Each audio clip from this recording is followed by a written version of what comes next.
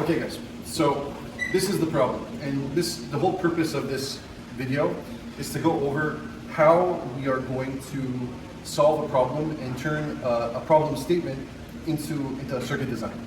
So there's a bar owner who wants a system that will tell them when they need to order more alcohol designed for them. We're going to keep it pretty basic. This isn't a complicated system, something like, they have a bottle of alcohol, you put a sensor on the bottle, and when it reaches that level, it's going to go ahead and trigger an alarm. We're not doing a perfect job, we're just putting together basics to understand how we can design a circuit. So let's imagine it. We have our bottle of whatever it is, we have some level. We're going to assume they know how much they have left before they need to order based on the delivery dates. Now you can go into a whole bunch of detail and do the research with them, but you're just designing the system electronically. So we're going to have a lower limit switch because we need to know when the ball is low. And then that lower limit switch is going to have to get connected to some kind of an alarm or something, or practically speaking, you could send out an email or an update via newer technology instead of having it through a light, but we're just going to use a light for the example. Okay, so we have an upper limit switch, we have a light, and we have access to relays and wires pretty much. So let's turn this into a step-by-step format that's easy to follow for us to turn into logic. And the kind of idea is you want to think, if this, then that. And I like my stuff really short form. So I add in the if, I put in my input. Instead of a then, I put an arrow, and then I put my output for each of these. So one, if bottle is low, bottle low, then alarm. This one might be too simple, but it should still be easy enough to gather a few of these really important details. I almost want to make it more complicated because this is way too simple. Let's put it this way. How about we'll add on a second component to this.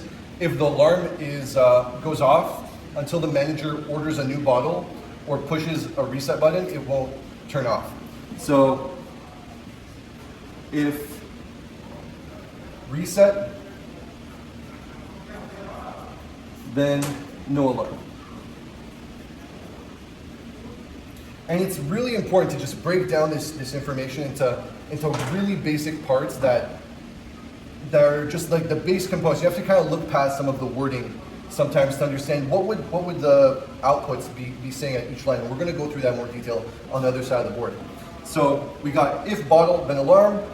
If reset, no alarm. So if the bottle is low, then they know they need to order more alcohol. They're going to keep on receiving that email or whatever, or the light's going to stay on until a reset button is pushed or they order more alcohol for their bar. All right, what equipment are we going to need? So equipment.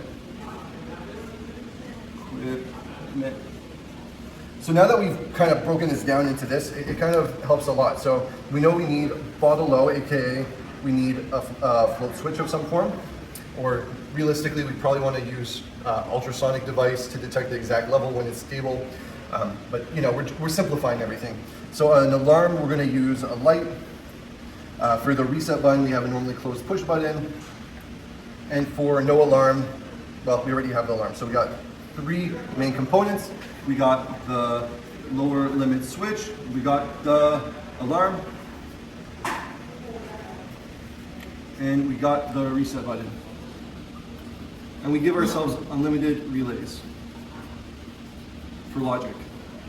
Okay, so now we're going to turn this, if this then that logic, into a circuit. So we're going to start off with our 24-volt line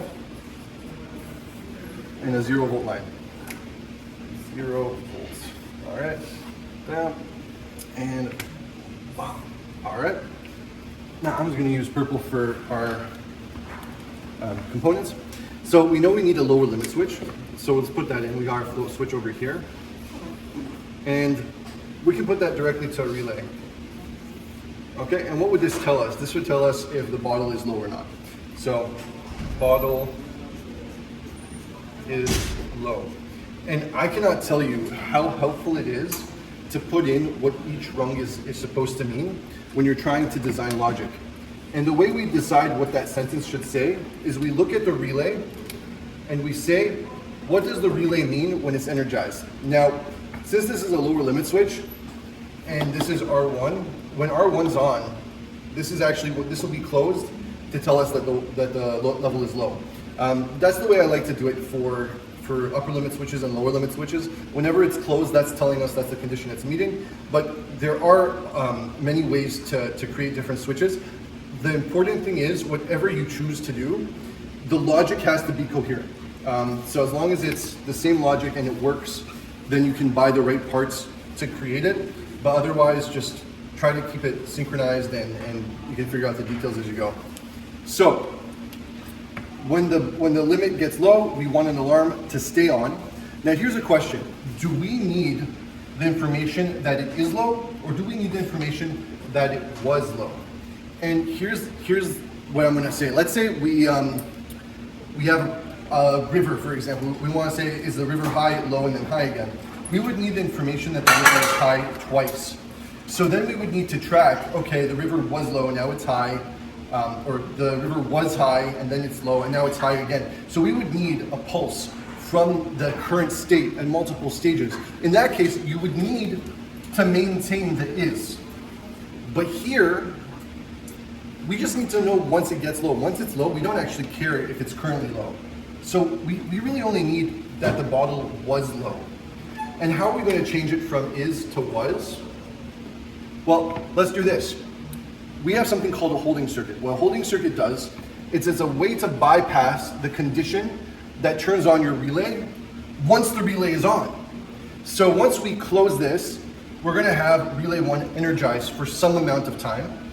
Once it energizes, all of its normally open contacts become closed. All of its normally closed contacts become open. So we want the normally open contact that becomes closed, because initially we want it to not be activated, but once it's closed, then it's going to stay open and current can flow around that switch instead of only through that switch. And that would be for relay 1.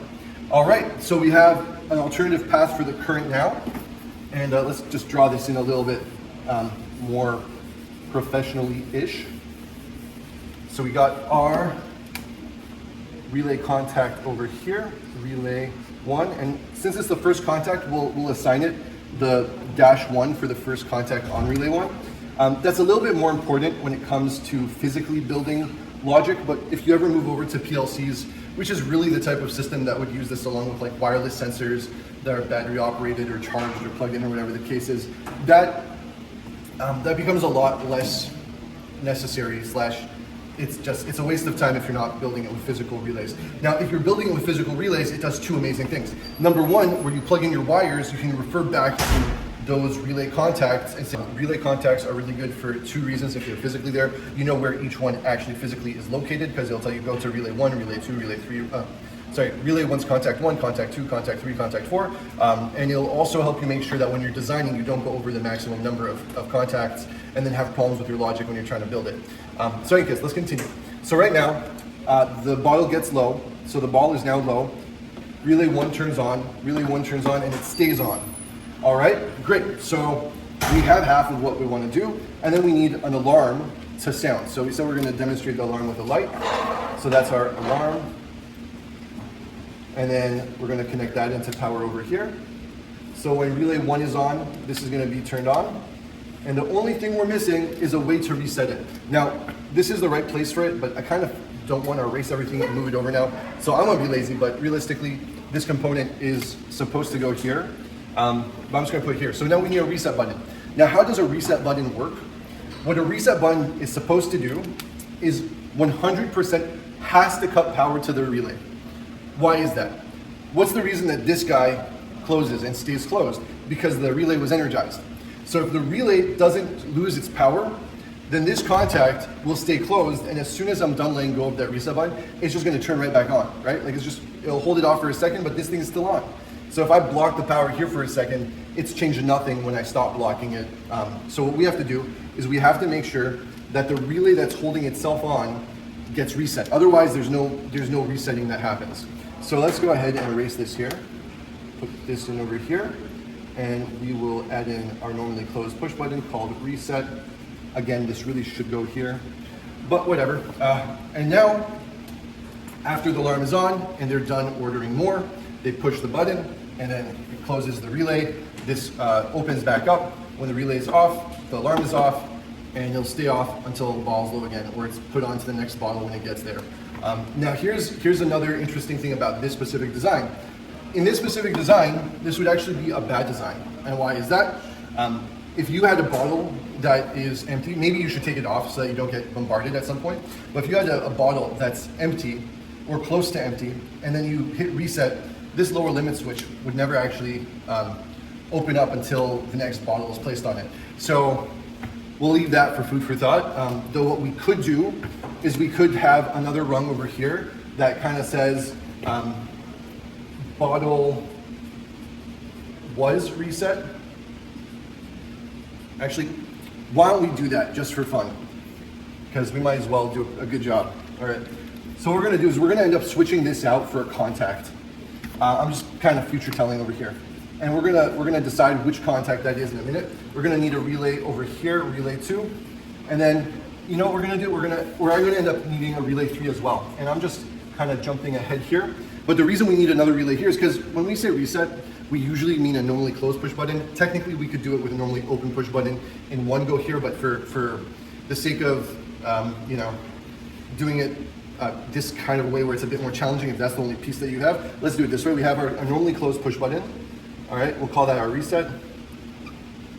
And then, so this will be just one line right here.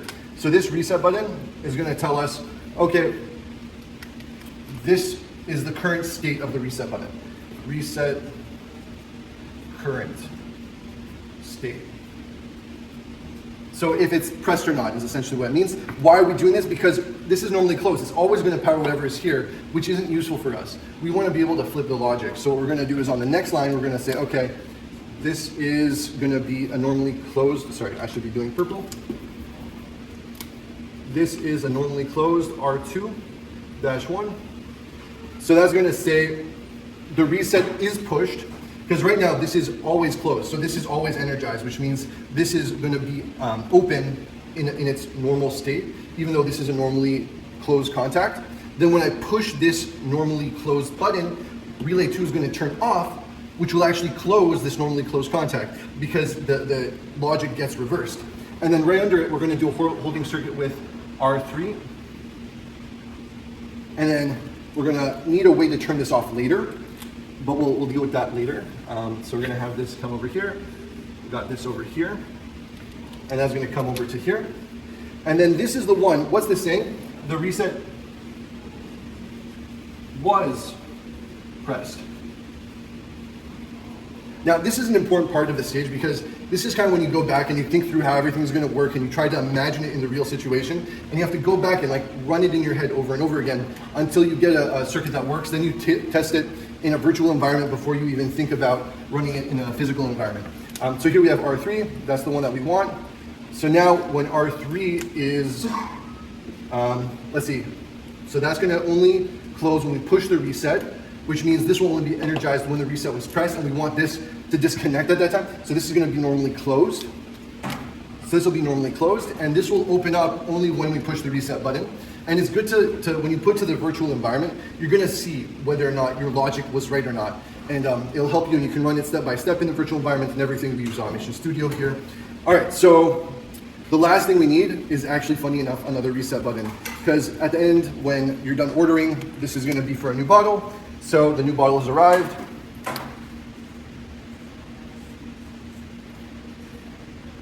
We'll call it reset 2. Okay, and then we have a full system. So let's run through it again, and then you can throw it onto your virtual environment and go through everything. Number 1, the bottle gets low. So relay 1 turns on, relay 1 holds itself on, and the alarm goes on. Finally, the manager gets in, says, oh, I need to order a new bottle. They go, they order their new bottle. They see that the light's still on, so they hit reset. Reset turns on R2, R2 turns on R3, R3 stays on and disconnects R1 from being able to be turned on.